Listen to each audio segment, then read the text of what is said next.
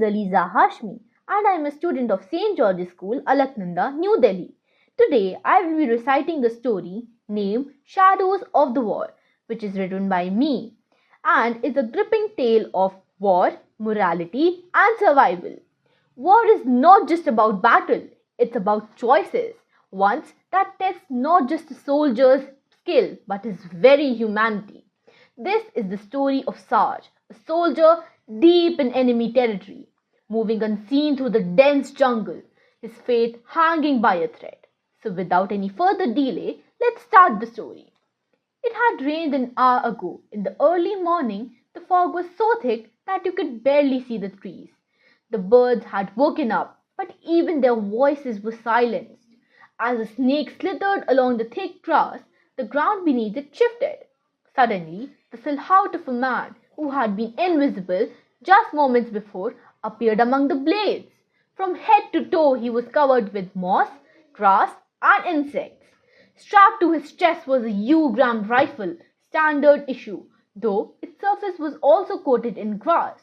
Beneath the layer of vegetation, the faint outline of military outfit could be seen. A cracking radio message broke the silence. Sarge, I am 300 meters from the location provided by the locals. Over and out. Mission control. Affirmative, Sarge. The village has a jammer that is messing with our mapping and will also cut off contact when you enter it. Once again, here are your objectives. Intel indicates there is 58 probability that Vishesh is there. We need you to confirm his position. Once confirmed, you will need to use the enemy radio to contact us. After that, you have 10 minutes to get out of there before our bombers wipe the village out. Any questions? Over and out. Mine gunfire was heard, causing Sarge to immediately crouch down. The birds fell silent and the insects vanished. He knew he was close. Then another message crackled over the radio. Sarge, I heard gunfire. We are nearing the location. Why can't we simply bomb them while I mark the location from here? Over and out. Mission control.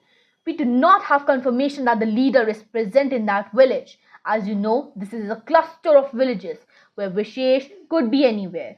Misjudging his location would signal him to run and hide. The fog is predicted to clear in 30 minutes, so your window is closing. Hurry up. Over and out. 15 minutes later, Sarge crawled the edge of the village. All around him were mud huts, no taller than 4 meters, and the paths were clear. No soldiers were inside. Looking ahead, he spotted a 2-story building that stood out among the 1-story structures. It was only about 30 meters away. Just a few seconds. Run! That must be the radio tower, he thought. Taking out his knife, he slowly rose, but a sudden footstep halted him. 10 meters away on the dirt path, a pair of boots approached steadily. Was he visible? Every instinct told Sarge to run, attack or create a distraction. But as the first rule of the jungle goes, anything that moves stands out. So he remained perfectly still as the soldier drew nearer. Humming the tune of a famous pop song, the soldier stepped right up to the bush in which Sarge was hidden. Lying face down, Sarge could hear only one, the soldier's slow, measured breathing, and with his vision nearly obscured by darkness. The faint beat the soldier's heart. What's this? As Sarge lay quiet like a viper, he heard the sound of a weapon being unholstered. A click confirming the soldier's gun safety had been switched off. Not now, not yet. Bang! Sarge reacted slightly, but not enough to be noticed. A boar scream and the scampering of feet echoed from deeper in the forest. The soldier then took out his radio and spoke. Yes, we got rid of the pig problem. Sure, the boss is already here, huh? Okay, I'll meet you. Slowly, Sarge heard the soldier's footsteps fade away. He could have remained hidden in the bush all day, but he remembered the ticking clock.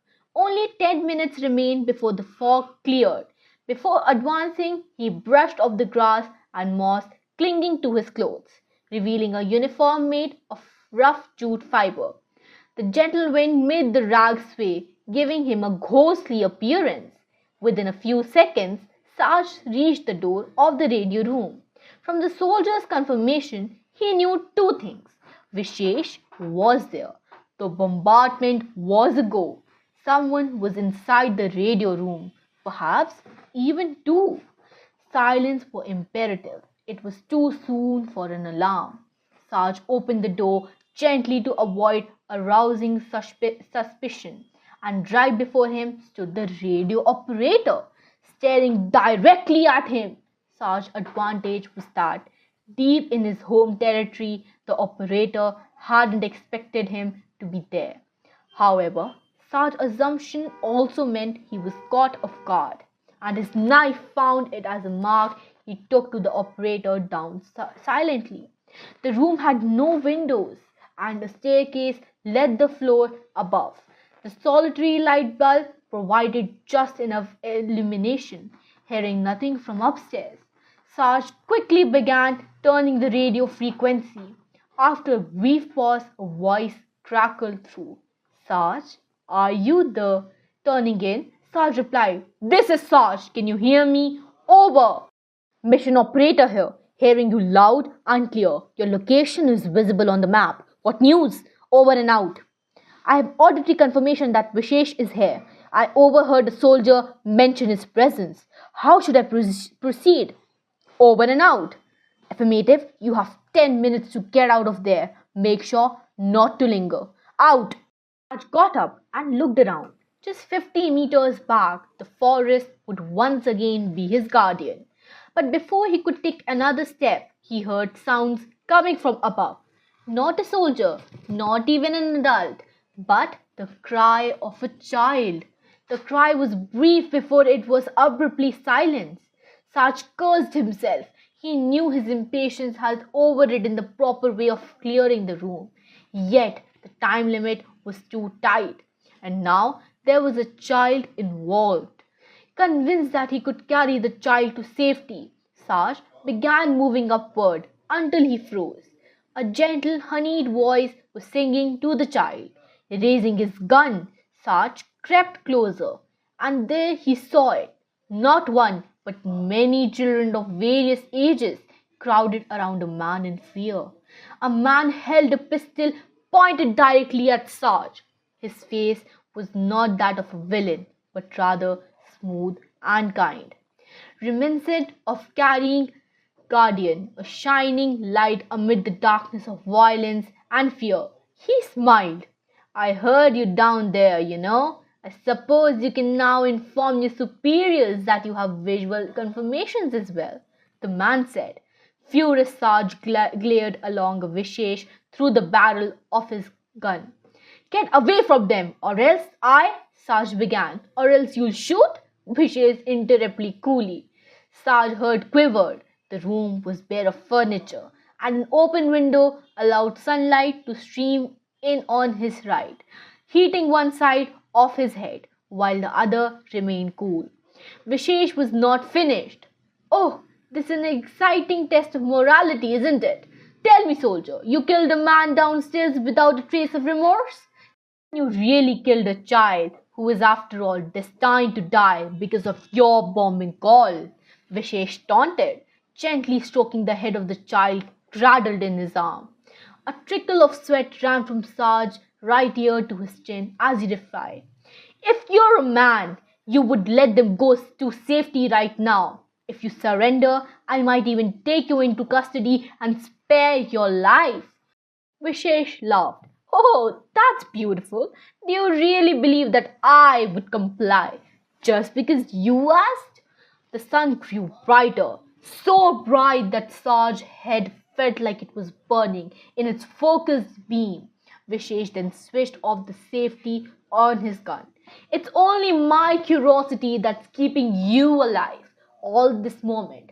So tell me, will you mow down children just to get to me? He challenged. From outside, shouting erupted. Sarge could sense footsteps encircling the hunt. The peering out of the window, he saw that he was near the village center. A well stood just outside, and soldiers were forming up. He knew that within seconds they would rush in and finish him. Taking deep breath, Sarge play his fingers on the trigger. There was still a chance that if he died, this horrible man might escape the impending bombardment. Wasting time was his only chance. I am warning you for the last time. I can take the shot. Put the gun down now, he threatened. Vishesh sighed. How disappointing! But just as Vishesh was about to pull the trigger, the eldest child, a girl of perhaps 14-year-old, screamed and pushed the gun away, causing the bullet to graze him slightly.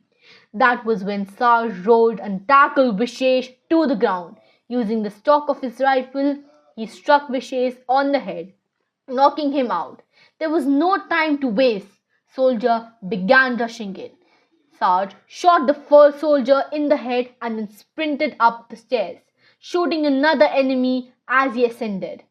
A new sound suddenly filled the air, the noise of machinery. Bomber aircraft were incoming. With no time to spare, Sarge jumped out the window and was immediately surrounded by 5 soldiers. He yanked the pin from his grenade and tossed it, creating a distraction that prevented him from being immediately gunned down. Amidst the hail of bullets, he dove toward the well, even as he was hit in the shoulder once and struck twice in his left leg. He tumbled down the well and plunged into the water, a small mercy after the earlier rain. A few bullets whizzed by in the water, but their speed was greatly reduced, rendering them non-lethal. Then the bombs rained down. It lasted less than 3 seconds, yet time seemed to slow. Debris falling on Sarge's head could have been fatal, so he used his uninjured arm to shield it. A brick smashed into his already wounded shoulder and pulled him deeper into the water, leaving him with nothing but desperate bubbles of air. For 30 minutes, he bled slowly by clinging to the wall until his reinforcement finally pulled him out. Gasping for air as he was hoisted for the well, Sarge's uniform was soaked and heavy, clinging to his wound like a shroud. Around him, the world was a chaotic symphony of scream, smoke, and the distant rumble of retreating bomber planes. The village, once a quiet cluster of mud huts, was now a smoldering ruin, with only the indestructible walls of the radio room and the well standing as defiant testimony to the bombardment. We need medics, someone shouted. The voices of the comrades were muffled, as if Sarge was still underwater. 2 soldiers lifted him onto a makeshift stretcher, their faces grim but determined. His vision was blurred and he felt the gnawing pain in his shoulder and leg intensify with every jolt of the stretcher. As they carried him away, Sarge recalled the frightened faces of children, the innocence obliterated by the harsh reality of war. He forced himself to sit up, gritting his teeth against the pain. Wait, he croaked. The children, Vishesh, did they? One of the soldiers, grizzled sergeant with a scar on his cheek, nodded. We found them. They're safe. Vishesh is in custody. You have done well, Sarge. Now get some rest. The word hero echoed in his mind, but it felt hollow. Sarge had always believed in this cause, but recent events had shaken the conviction. He had witnessed too much suffering, too many innocent lives caught in the crossfire. He closed his eyes, exhaustion weighing him down. In the days that followed, Sarge recovered as his body slowly healed, though his mind remained restless. The mission had left an indelible impression on him, a constant reminder that even in the darkest of time, there remained a glimmer of humanity worth fighting for. With this, we come to an end. I hope you really enjoyed my story. Thank you, everyone.